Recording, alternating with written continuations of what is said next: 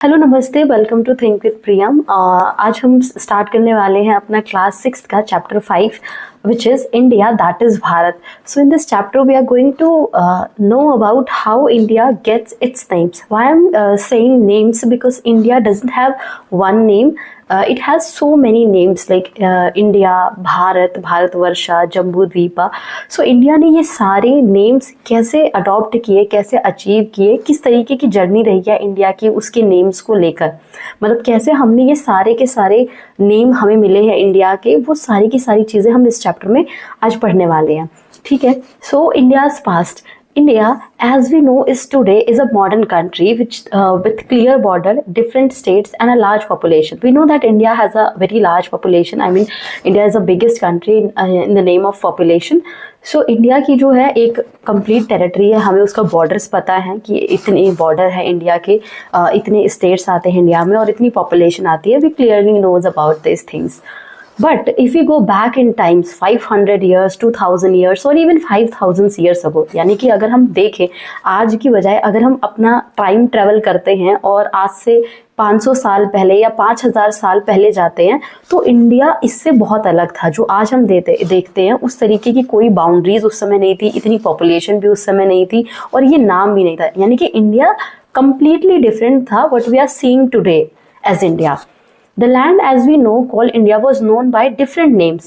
यानी कि जिसे आज हम इंडिया कह रहे हैं उसकी बहुत सारे नेम्स थे, डिफरेंट नेम्स रहे हैं एंड हैज़ चेंजिंग बाउंड्रीज। और उसकी बाउंड्रीज भी जो हैं आज हम देखते हैं जम्मू कश्मीर कहाँ से स्टार्ट हो रहा है, आपका गुजरात कहाँ से स्टार्ट हो रहा है, नॉर्थ ईस्ट कहाँ से स्टार्ट हो रहा है। ऐसी कोई डिमार्केशन, ऐसी बाउंड्रीज आज से 5000 साल पहले, 500 साल पहले भी नहीं थी।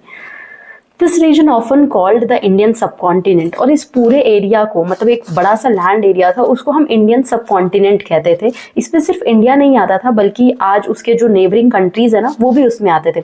अगली वाली स्लाइड्स में हम देखेंगे कि इंडियन सबकॉन्टिनेंट्स के अंडर में कौन कौन सी और कंट्रीज आती थी।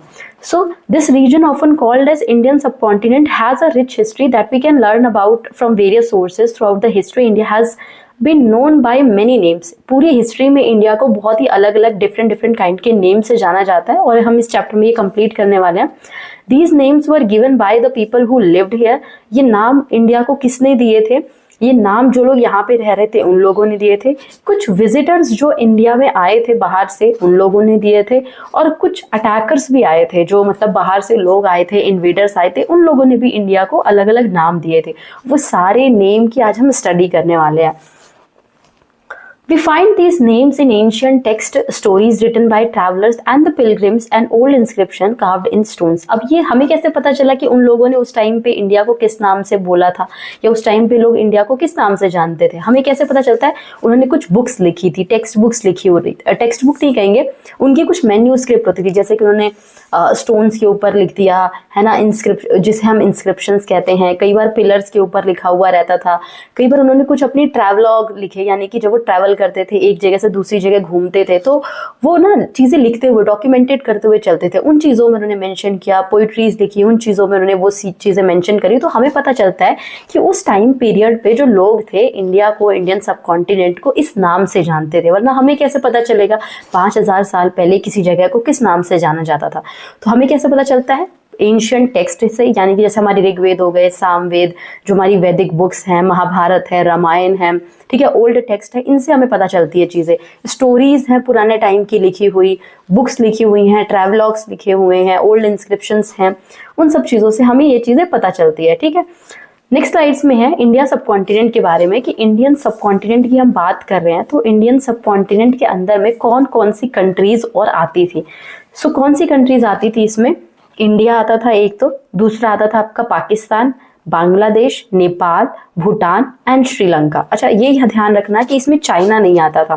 कौन सी कंट्रीज आती थी? इंडिया, पाकिस्तान, बांग्लादेश, नेपाल, भूटान और श्रीलंका। ये सारे के सारे जो एरिया है इसको मिलाकर हम बोलते थे इंडियन सबकॉन्टिनेंट। यानी कि हम किसी इस पूरे चैप्टर में इंडिया की बात नहीं कर रहे, हम पूरे इंडियन सबकॉन्टिनेंट की बात करें। जब भी हम इंडियन सबकॉन्टिनेंट बोलेंगे तो इसका मतलब है इसमें नेपाल भी इंक्लूड है, भूटान भी है शामिल, बांग्लादेश, श्रीलंका और पाकिस्तान भी इसमें इंक्लूडेड है। नेक्स्ट स्लाइड में चलते हैं। इस चैप्टर में बहुत सारी चीजें आपकी इंपॉर्टेंट नहीं है, बस आपको याद रखना है कि कैसे इंडिया का नेम जो है चेंज होता हुआ चला गया, और इसे आप ना एक स्टोरी की तरीके से समझने की कोशिश करना।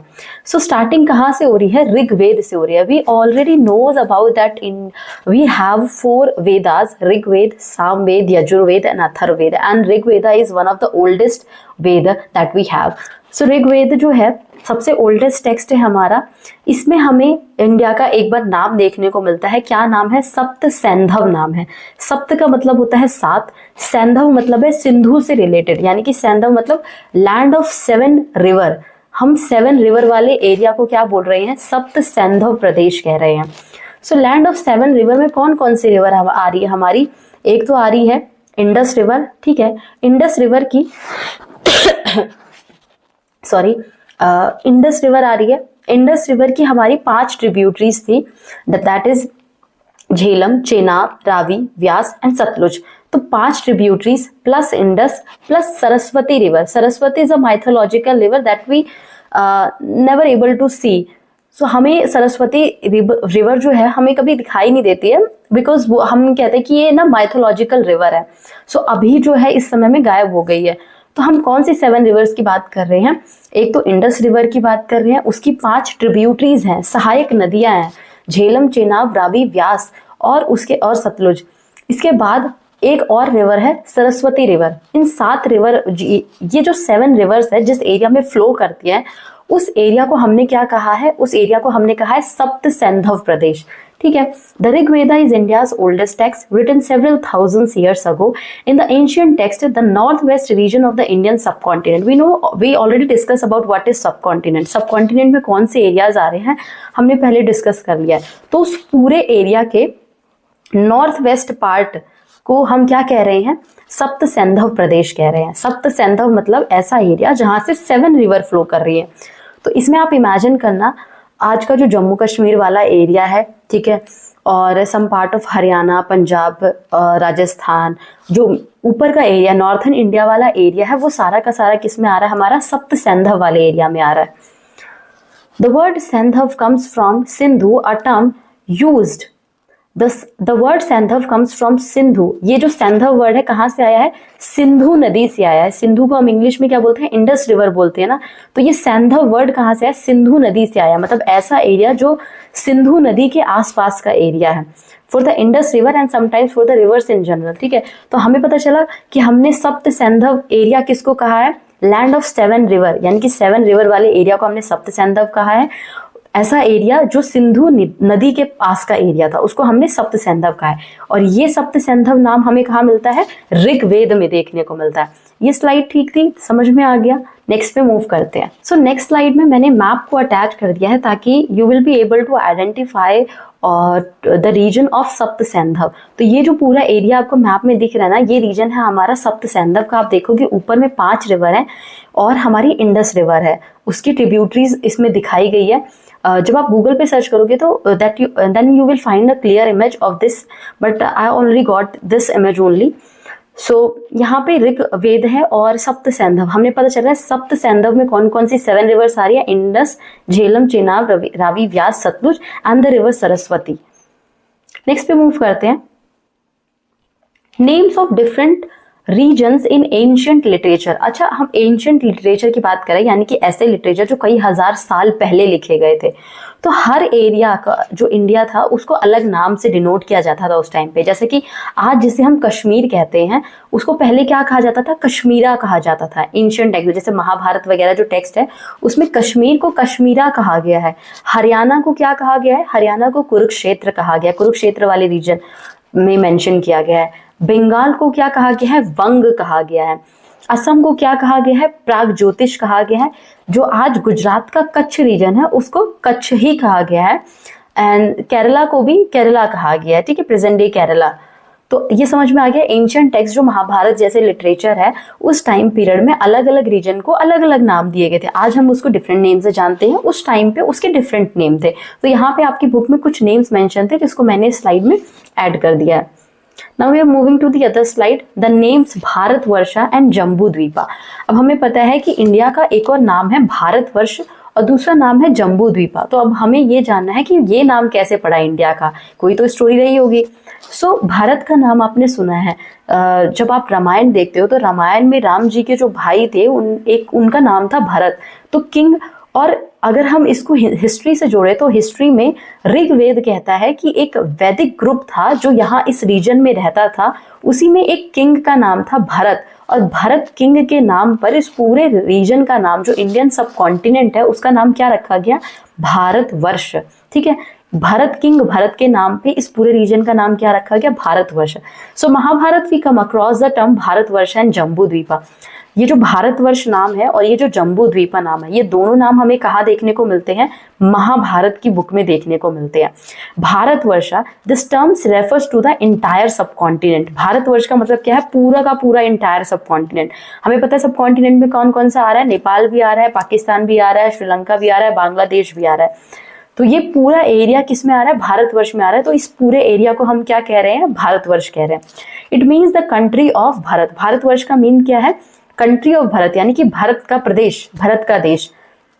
The name Bharat first appears in Rig Veda and refers to one of the main Vedic group of people. ये भारत किसको कहा गया है, वैदिक ग्रुप ऑफ, यानी कि वैदिक लोगों का एक ग्रुप था जिस जगह पे रहता था, उसमें जो किंग थे भारत, उनके नाम पे इस पूरे रीजन का नाम क्या रख दिया गया है, भारतवर्ष रख दिया गया है। जम्बू द्वीपा नाम की क्यों रखा गया है, this term means the island of jamun tree. India में ना बहुत सारे जामुन के ट्रीज मिलते थे, इसलिए इसको क्या बोला जाता था, आइलैंड ऑफ जामुन ट्री बोला जाता था, और इसी वजह से इसका नाम क्या रख दिया लोगों ने, जम्बू द्वीपा, यानी कि जामुन की ट्री का island. The jamun tree also called the jambul tree और the Malabar palm tree, this native to India over time and Jambu Dwipa came to represent the Indian subcontinent. So Jambu Dwipa कैसे नाम पड़ा है, it represents the state of जामुन, यानी कि जामुन का यहाँ पे काफी ज्यादा डेवलपमेंट होता था, प्रोडक्शन होता था, इसी वजह से, और ये यहाँ का नेटिव पेड़ है जामुन का ट्री, तो इस वजह से इसका नाम क्या पड़ गया, Jambu Dvipa. It means the island of jamun tree. समझ में आ गया इतना, अभी तक तो इसमें कुछ ऐसा बहुत ज़्यादा दिमाग लगाने वाली चीज़ें नहीं थी। ठीक है, इसके बाद है Bharat becomes the name for the subcontinent. So कुछ टाइम पीरियड तक पहले तो भारत एक एरिया को ही कहा जाता था जहाँ पे वो किंग रहता था, लेकिन धीरे धीरे ये जो नेम था ना भारतवर्ष, ये इतना फेमस हो गया कि कई सारे बाद में जो ट्रैवलर्स आए थे, इन्वेडर्स आए थे, उन्होंने इस पूरे एरिया को भारत ही कहा था, भारतवर्ष ही कहा था। अच्छा, a few centuries later, Bharat became a widely used name for the Indian subcontinent. For example, in ancient text called the Vishnu पुराण, हमने देखा था महाभारत में इसको भारतवर्ष नाम मिला था, लेकिन बाद का एक टेक्स्ट आता है विष्णु पुराण, विष्णु पुराण में भी इस एरिया को भारत ही कहा गया। इट मीन्स हमें पता चलता है कि ये नेम कितना फेमस हो गया था कि आगे कई सौ सालों तक इसको इसी नेम से जाना गया था। जो साउथ इंडिया है उसको हम भारतम, उसको उस टाइम पे भारतम कहा गया था, और नॉर्थ इंडिया को भारत कहा गया था। ठीक है, इतना समझ में आया। This name is still in use today. अभी भी कई जगह पे आप भारत वर्ड जो है वो देखने को मिलता है आपको। इंडिया को भारत भी कहता है, that you already know about. तो जो भारत वर्ड है वो भी कहाँ से आया, भारतवर्षा से आया, और भारतवर्ष नाम किसके नाम पे पड़ा है, किंग भरत के नाम पे पड़ा है। और ये जो नाम कब मिला था, महाभारत टेक्स्ट के टाइम पे मिला था। This name is still in use today in North India. It is generally written as Bharat. North India में भारत कहा जाता है, और साउथ इंडिया को भारतम की तरीके से, मतलब भारतम बोला जाता है साउथ इंडिया वाले पार्ट को। Ancient Tamil literature and the idea of India. तो एंशिएंट तमिल लिटरेचर में किस तरीके से नाम पड़ा है वो देखते हैं। Interestingly, different part of ancient India shared a similar understanding of the countries geography. अच्छा, लिटरेचर में हमें पता चलता है, जब हम लिटरेचर को, उस टाइम के लिटरेचर को पढ़ते हैं, तो हमें पता चलता है कि भले ही हमारे पास ट्रैवल के लिए बहुत ज़्यादा मीडियम नहीं थे, हमारे पास रेलवे उस टाइम पे नहीं थी, एयरप्लेन्स नहीं थे, ठीक है, गाड़ी भी नहीं थी, फिर भी इंडिया के जो लोग थे वो एक जगह से दूसरी जगह जाते रहते थे, और उनको यहाँ की ज्योग्राफी के बारे में बहुत पता था। उनको पता था कि किस एरिया में, इंडिया के नॉर्थ पार्ट में माउंटेन्स है, इस एरिया में लेक्स है, इस एरिया में ज़्यादा ट्रीज है, ये सारी ज्योग्राफी के बारे में उनको पता रहता था।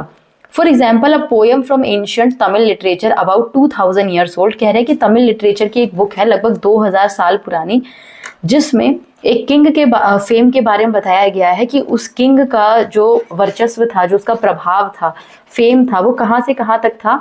From the southern part of the India, Cape Comorin जो है ना, सदर्न पार्ट है इंडिया का सबसे ज़्यादा, जिसको हम कन्याकुमारी कहते हैं, केप कैमरिन, सॉरी मिस्टेक होगी, कन्याकुमारी जो है सदर्न पार्ट है इंडिया का, वहां से लेकर कहाँ तक वो स्प्रेड हुआ है, माउंटेन्स इन द नॉर्थ, यानी कि कश्मीर तक। अगर आप जाओ तो जम्मू कश्मीर में आपको माउंटेन्स दिखेंगे, ठीक है, लद्दाख की साइड में आपको माउंटेन दिखेगी, यानी कि इंडिया के सबसे सदर्न पार्ट से लेकर इंडिया के सबसे नॉर्थन पार्ट तक उस किंग का जो क्या है, प्रभाव है, फेम है। तो इसमें किंग से ज्यादा फोकस इस चीज पे किया गया है कि उस टाइम पे लोगों को इतनी ज्योग्राफी के बारे में पता था without any medium of travel, travel का कोई मीडियम नहीं होने के बाद भी लोगों को इतनी इंफॉर्मेशन थी। That is very interesting about the fact. The Indian constitution, ठीक है, हमने पढ़ लिया कि महाभारत टाइम पे क्या नाम था, विष्णु पुराण के टाइम पे क्या नाम था, फिर धीरे धीरे नाम कैसे सप्तसैन्धव, जम्बूद्वीपा, भारत वर्षा पड़ा। अब कॉन्स्टिट्यूशन में भी इंडिया के दो नाम है, that is India and Bharat. So in very beginning of the Indian Constitution, which was originally written in English, the phrase India, that is Bharat, is used to describe the nation. English की जब आप constitution book खोलते हो तो आप पढ़ते हो कि पहली लाइन लिखी हुई है इंडिया दैट इज भारत। इसका हिंदी में अर्थ क्या है, हिंदी में इसका मतलब क्या है, भारत अर्थात इंडिया, यानी कि क्या बोला जा रहा है, इंडिया जो कि भारत है, इंडिया दैट इज भारत, यानी कि हम क्या एक्सेप्ट करें that India has a two name, India and Bharat, और उसकी इक्वली इंपॉर्टेंस है। This is written as Bharat अर्थात India. This shows the dual identity of a country as both India and Bharat. तो इंडिया की डुअल आइडेंटिटी को ये accept कर रहा है। एक्चुअली ये दो नेम क्यों रखे गए थे, बिकॉज जो इंडिया नेम था वो ब्रिटिशर्स के टाइम पे बहुत ज्यादा फेमस हो गया था, हमें पूरे वर्ल्ड में इंडिया के नाम से जाना जाता था। लेकिन जो भारत नेम था वो हमारा एंशिएंट टाइम से चला हुआ आ रहा था नाम। तो हम अपनी जो पर्सनैलिटी, हमारी जो अपनी खुद की पहचान रही है एंशिएंट टाइम से, हम उसको भी नहीं छोड़ना चाह रहे थे, और ब्रिटिशर्स ने जो हमारी पहचान वर्ल्ड लेवल पे बना दी है, हम उसको भी नहीं छोड़ना चाहते थे। तो हमने क्या किया, हमने दोनों नाम की इंपॉर्टेंस को समझते हुए इंडिया के दोनों नाम रखे, ठीक है। तो इंडिया भी नाम है और भारत भी नाम है, और दोनों की इक्वली इंपॉर्टेंस है। और ये किससे पता चलती है, हमारे कॉन्स्टिट्यूशन की पहली line India that is Bharat से, ठीक है। इतना समझ में आया। अब हमें पढ़ना है कि जो फॉरेनर्स थे उन्होंने इंडिया में आए तो उन्होंने इंडिया को क्या नाम दिया था। तो सबसे पहले ना ईरानियन लोग आए थे, ईरान से इंपीरियर आया था, उसने क्या किया कि इंडिया के नॉर्थन पार्ट को जो है कंट्रोल कर लिया, कब्जा कर लिया उसके ऊपर। अब जब कब्जा किया है तो उसको कुछ नाम भी देगा, कुछ नाम से तो बुलाई गई ना। तो 6th सेंचुरी के टाइम की बात है, इंडस रिवर के पास के एरिया को उसने कंट्रोल किया था, जिसको हम इंडस रिवर, जिस रीजन को हम क्या कहते थे, सिंधु, क्योंकि इंडस रिवर है उसी को सिंधु नदी के नाम से जाना जाता, तो उस एरिया को सिंधु कहा जाता था। ईरानियन लोग आए थे, उनकी अपनी अलग लैंग्वेज होती है, डिफरेंट लैंग्वेज होती है, तो उन्होंने सिंधु नदी के पास के एरिया को क्या कहा, मतलब सिंधु नदी के आसपास के एरिया को क्या कहा, उन्होंने हिंद कहा, हिंदू कहा। ये किसी भी तरीके से रिलीजन से जुड़ा हुआ नहीं है, ये बात ध्यान रखनी है आपको। सिंधु का जो वर्ड है वो चेंज हो गया, और किस में चेंज हुआ, हिंदू में चेंज हो गया, हिंद में चेंज हो गया। क्यों? क्योंकि जो पर्शियन लोग थे उनकी लैंग्वेज अलग थी, उनके अल्फाबेट्स अलग थे, ठीक है, तो उनका बोलने का तरीका भी अलग था। सिंधु नदी के पास उन्होंने कंट्रोल किया था, तो सिंधु नदी के पास के एरिया को उन्होंने क्या कहा, हिंदू कहा। So it's important to note that in ancient Persian, Hindu was a geographical term. Hindu एक जोग्राफिकल टर्म की तरह उन्होंने यूज किया है, यानी कि सिंधु के आसपास के एरिया को उन्होंने हिंदू कहा है, ना कि हिंदू लोगों के एरिया को हिंदू कहा है, ठीक है। उस टाइम पे रिलीजन की बात बिल्कुल भी नहीं हो रही है, ये सिर्फ एक एरिया की बात हो रही है, जो सिंधु नदी के आसपास का एरिया, ठीक है। इतना क्लियर हुआ। इसके बाद है the Greeks and the name of Hindu. हमने देखा ईरानियन लोग आए थे, उन्होंने इस एरिया को क्या कहा, हिंदू कहा, हिंद कहा। अब कुछ ग्रीक लोग भी आए। ग्रीक लोगों ने क्या कहा, based on Persian sources the ancient Greeks refer to this region as Indoi और इंदिके। इन्होंने, ग्रीक लोगों ने इस एरिया को क्या कहा, इंदोई कहा और इंदिके कहा। क्यों कहा इन्होंने, बिकॉज इनकी जो वोकैबुलरी थी, इनके जो कह सकते हो आप अल्फाबेट्स थे, उसमें एच था ही नहीं, एच नहीं था। एच की जगह पे ये लोग क्या अल्फाबेट यूज करते थे, आई यूज करते थे, तो एच का आई हो गया, और हिंदू का इंदू हो गया, इंदिके हो गया, इंदोई हो गया। समझ में आ रही है बात। पहले जो ईरानियन लोग थे उन्होंने इस एरिया को क्या कहा, ईरानियन लोगों ने इस एरिया को कहा हिंदू। क्यों? क्योंकि ये सिंधु नदी के आसपास का एरिया था। ग्रीक लोग आए, ग्रीक लोगों की एबीसीडी में एच था ही नहीं, तो उन्होंने क्या यूज कर लिया, आई यूज किया। आई जो था, आई उन्होंने लगा दिया जब उसके आगे, तो वो इंदिके बन गया, इंदू बन गया। तो उन्होंने इस रीजन को क्या कहा, इंदिके कहा, ठीक है। समझ में आया। इस रीजन को उन्होंने क्या नाम दिया, इंदिके और इंदोई नाम दिया। इसके बाद अब चाइनीज लोग भी आए, चाइनीज ट्रैवलर्स आए, ठीक है। तो चाइनीज लोग वाई ज्यादा यूज करते हैं, तो आपने देखा भी होगा। तो उन्होंने इस इंदु को वाई लगा के यिंदू बना दिया, ठीक है। तो इन्होंने इस रीजन को क्या कहा, यिंतु कहा, यिंदू कहा। The ancient Chinese also had interaction with the India and refer to the region as Yintu और यिंदू।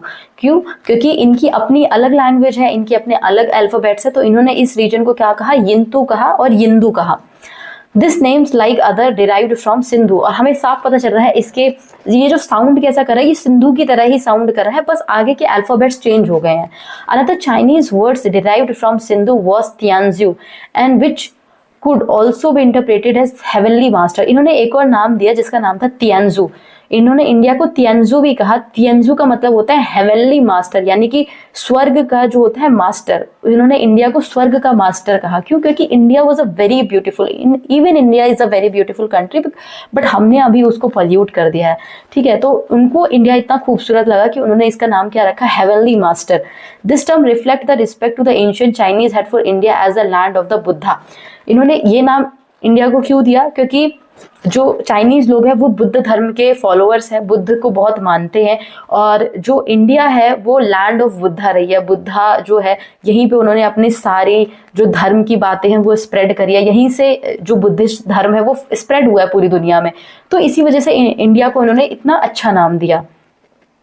इसके बाद है द टर्म हिंदुस्तान। हमें पता है, हमने मेनली इंदु, यिंदू ये सब नाम नहीं सुने हैं, हमने हिंदुस्तान नाम सुना। तो ये हिंदुस्तान नाम कहाँ से आया? You might be familiar with the term Hindustan, है ना। हमें पता होगा हिंदुस्तान वर्ड के बारे में, हमने सुना भी है कि हम हिंदुस्तानी हैं, हम बोलते भी अपने आप को। But it was first use in Persian inscription around 1800 years ago. सोच सकते हो ये नाम जो आप अपने आप को हिंदुस्तानी कहते हो, ये 1800 साल पुराना है, 1800 ईयर्स ओल्ड है। Over time, Hindustan became the common term used by many invaders to describe the Indian subcontinent. ये हिंदुस्तान भी हमने देखा था कि ईरानियन लोग जो थे उन्होंने ही इस एरिया को हिंदू बोला था, और जब ये मुगल से मिल गया तो वो हर वर्ड के आगे स्थान लगाते थे, और ये हिंदू प्लस स्थान मिलके, स्थान मतलब होता है कोई एरिया, ठीक है। तो हिंदू प्लस स्थान मिलके ये क्या बन गया, हिंदुस्तान बन गया। हिंदू का मतलब हमने देखा था सिंधु रिवर के पास का एरिया को हिंदू कहा था, स्थान का मतलब होता है कोई पर्टिकुलर एरिया। तो ये पूरा मिलके क्या बन गया, हमारा हिंदुस्तान बन गया, जो बेसिकली मुस्लिम लोगों ने हमें ये नाम दिया है, ठीक है, कंट्री को, इस एरिया को ये नाम दिया है। सो हमें ये ध्यान रखना होगा कि यहाँ पे जो हिंदू वर्ड यूज हो रहा है या हिंदुस्तान वर्ड यूज हो रहा है, it is not related to religion. ये नहीं कह रहे हैं कि हिंदू धर्म के रहने वाले लोगों को हिंदुस्तान कहा गया, या जिस एरिया में हिंदू लोग रह रहे थे उसको हिंदुस्तान कहा गया, बिल्कुल नहीं। सिंधु नदी यहाँ से बहती थी, सिंधु नदी के आसपास के एरिया को क्या कहा गया, इंदू कहा गया, यिंदू कहा गया, हिंदू कहा गया, और बाद में यही चेंज होके क्या बन गया, हिंदुस्तान बन गया। समझ में आया इतना? फिर एक चाइनीज ट्रैवलर जिसका नाम आपने सुना होगा या आगे आप बहुत ज्यादा सुनोगे 7th क्लास में भी, इसका नाम है हुएनजांग, ठीक है। क्या नाम है? हुएनजांग इसका नाम है। इसने इंडिया में आया था, ये एक चाइनीज ट्रैवलर था, ठीक है। बुद्धा को बहुत ज्यादा मानता था, बुद्ध धर्म को बहुत ज्यादा मानता था। ये टोटल 17 साल के लिए इंडिया में रुका था, और इसने पूरी अपनी जर्नी में इंडिया के अलग अलग पार्ट को विजिट किया। बुद्धिस्ट टेक्स्ट जो थे, यानी कि बुद्ध धर्म से रिलेटेड जो भी बुक्स इसको मिलती थी, ये उसने इसको कलेक्ट किया। Xuanzang, a Chinese scholar previously spelled as Xuanzang, travelled from China to India. India से चाइना से इसने इंडिया में ट्रेवल किया था। In the 7th century CE, during the 17th year journey, he visited various parts of India, met with scholars and collected numerous Buddhist texts. इसने बहुत सारे Buddhist text को कलेक्ट किया। जब ये वापस जा रहा था चाइना में, Xuanzang translated this manuscript from Sanskrit into Chinese. जब ये वापस गया, इसने क्या किया, अब यहाँ पे जो बुक्स लिखी जा रही है वो तो संस्कृत लैंग्वेज में लिखी जाएगी, because that time we use Sanskrit language as our main language. तो संस्कृत लैंग्वेज को बाद में ही translated those manuscripts into his own language, that is Chinese language. इसने संस्कृत से चाइनीज लैंग्वेज में उन सारी चीजों को ट्रांसलेट कर लिया। These manuscripts from Sanskrit into Chinese. Over the centuries, several other Chinese scholars also made similar kind of journey to India. ये भी आया, इसने भी ऐसी चीजें करी। इसके बाद बहुत सारे और भी ट्रैवलर्स आएंगे, पोर्तुगीज ट्रैवलर्स भी आएंगे, उन्होंने इंडिया को विजिट किया, अलग अलग नाम दिए, इंडिया के बारे में डिस्क्राइब किया। Now we have last slide, India's ancient names. India is very old land with a rich history. We already know that India's history was very rich. And throughout this history, it has been known by many different names. पूरी history में India को अलग अलग नाम से जाना जाता है, हमें ये भी पता चल गया है इस चैप्टर से. The ancient people of India called their land Jambu Dvipa. India को पुराने टाइम पे जम्बू द्वीपा कहा जाता था. That is derived from the jamun tree, because India को जामुन ट्री की लैंड कहा जाता था. एंड भारतवर्ष भी कहा गया, and that is on the name of king Bharat. Over time, Bharat became widely used and it is now the name for India's in most Indian language. और India को अब मोस्टली भारत ही जाना जाता है और इसको अलग अलग नेम्स में ट्रांसलेट भी कर दिया गया है. Foreign visitors and invaders often based their names. जो फॉरेन विजिटर्स आए थे, इन्वेडर्स आए थे, उन्होंने भी इंडिया को अलग अलग नाम दिए. चाइनीज ट्रैवल्स ने अपने अलग नाम दिए. जैसे हमने देखा कि ईरान से जो लोग आए थे उन्होंने उसको इंदू कहा. चाइनीज जो लोग थे उन्होंने यिंतू कह दिया था. ठीक है, सिंधु भी नाम हुआ, इंदु के, ये सारे इसके नाम हुए. ठीक है, ये थे पूरे इंडिया के नेम की हिस्ट्री. आई होप आपको समझ में आई होगी. चैप्टर बहुत बहुत ज़्यादा इजी और बहुत प्यारा है, समझने लायक है. आप किसी को ये इन्फॉर्मेशन भी दे सकते हो कि जो हम वर्ड हिंदुस्तान समझते हैं उसका एक्चुअल मीनिंग कितना डिफरेंट है. आई होप आपको ये चैप्टर समझ में आया होगा. अगर आपको नहीं भी समझ में आया तो आप एक बार दोबारा से स्लो करके अपने अकॉर्डिंग स्पीड को चेंज कर सकते हो. वैसे मैं काफ़ी फास्ट बोलती हूँ, तो आप अपने अकॉर्डिंग चीज़ों को मोल्ड करके दोबारा से देखना, चैप्टर आपको समझ में आ जाएगा. आप इस जो स्लाइड्स है इसको एज अ नोट भी यूज़ कर सकते हो. बाकी कोई भी डाउट हो you can ask me in comment section. Thank you very much. मिलते हैं नेक्स्ट वीडियो में. बाय.